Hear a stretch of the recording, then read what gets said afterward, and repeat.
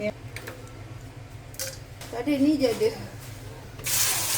Halia, bawang putih dengan bawang yang kita dah blend.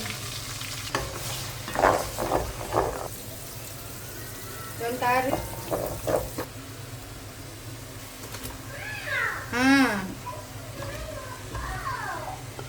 Amawa.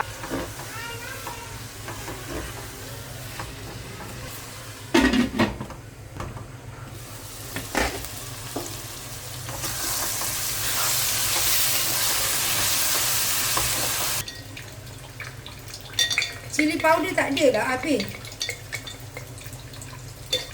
Ayam 1, 2, 3, 4, 5.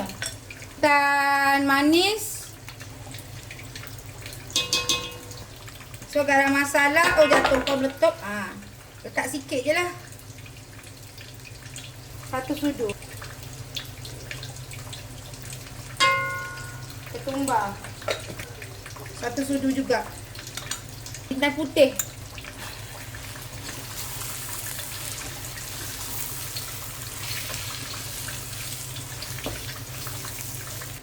Tuang air sikit.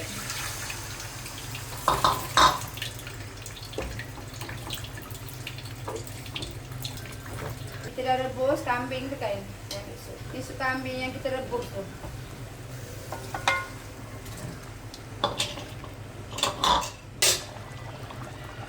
Tuang lagi.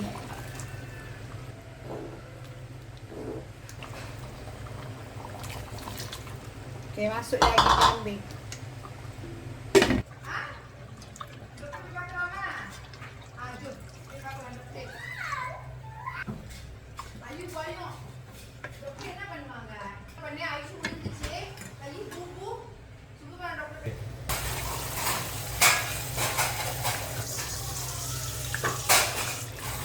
Ni kalau kita masak